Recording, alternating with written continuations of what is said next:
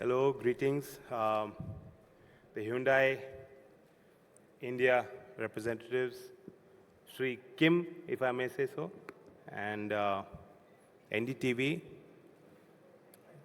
This is a great high-impact partnership, if I may say so. Hyundai is running a Samarth program. I haven't read these recommendations, but I believe they're coming from a right place. And they're coming after a well-researched outreach. NDTV brings a certain visibility, and Hyundai brings a certain social aptitude. I think this is a cause, an issue that personally I can deeply identify with. And it's one of the pillars of the Indian ethos, our societal way of thinking, our social practice. Growth is important. The pace of Indian growth, whether it's in the stock market or it's in the economy, is something that is being talked about throughout the globe. And as India positions itself as an attractive market, as a marketplace, as a producer, as an attractive investment opportunity, as a global competitor, we must also position ourselves as a society that is inclusive, a growth that is inclusive, that reaches all parts of our country, considering our regional requirements, our communities. And a strong aspect of that is looking at those who have been born with something that was referred to as handicaps, but the present government has referred to that community as Divyangs, as being specially abled. So I think this is an aspect which is very important, and I think our para-athletes in particular are playing a vital role. Sports is competitive. Sports helps all of us, the viewers, people who are cheerleaders for the sports persons, people who in our imagination can put ourselves on the field when we watch a sports person perform. For all of us, our sports champions help us reach the highest of our imagination. I remember as a young man, in politics I am still a young man, but it's all relative. Watching on the field, when Tendulkar walked out, the cheers of his name, or the Tufan of Dhanraj Pillai, his speed when he was running on the hockey field.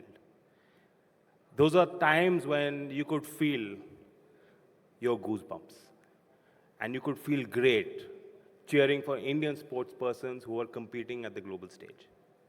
I felt the same tingle, the same sense of warmth, same sense of pride when I saw our Paralympians perform, achieve, and win.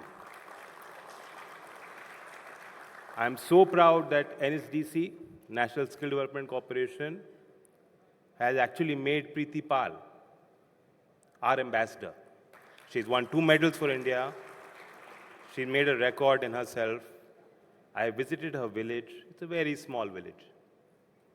And you can imagine when you visit a village, what is the glass ceiling for them? What can they hope to achieve at a moment where the entire village is won? It is not just Preeti Pal who has won. Every villager was with her in the sense of pride and achievement. And I visited her small house, I visited her family. Villagers came and told me, sir, हमारे यहाँ शमशान घाट बनवा दीजिए, हमारे यहाँ तालाब का सौंदर्यीकरण करा लीजिए. The pond, the village pond, is not developed. They don't have a place where they can pay their last respects to people who have died from their village. So these are very base level aspirations that collectively as a nation we must fulfill. And I feel that if Hyundai, NDTV, our corporates of our country come together, they're doing a lot of CSR. Our government, our ministries, if we direct our resources towards uplifting the people, just as a beginning, as a start, from the villages of our sports persons, I think we'll create a new churn in Indian society. We'll create a new aspiration for all young people in our country. I'm an MP who's given my entire MP lad, and you know there are pressures on us. Sir, सड़क बना दीजिए, नाली बनवा दीजिए, पीने का पानी की व्यवस्था नहीं है, विद्युतीकरण नहीं है, सर हमारे कॉलेज में कमरा बनवा दीजिए, कंप्यूटर लैब दे दीजिए. These are all important concerns. I have said I'm going to give my entire MP lad towards creating sports infrastructure. Because I truly believe it is uplifting us. It is helping our young people break through barriers. And there are many barriers. We are not unique in constructing barriers for our own people. These barriers exist in every society, through the prism of class, through whatever prism of elitism that we create for our own society to divide them. But in Indian society, that prism is caste. That prism is urban and rural. And beyond that, it is also class. So there are many barriers that we need to break. I think sports is one platform where people don't care. When we see a champion, we recognize that person's hard work, endurance, talent, we are cheering for them. We don't care where they come from. And that is the spirit where you need to look at our specially abled. It doesn't matter where they are born. It doesn't matter what circumstances they are born with. Their physicality shouldn't matter. So that sense, core sense of humanity, I think sports is a powerful, powerful way of addressing that concern. So I'm so happy that you have done this. I'm in charge of 2 departments which directly deal with our future aspirations. Firstly, this is a government that is not looking at just 5 years. It is want in every politician to win an election and then worry about the next one.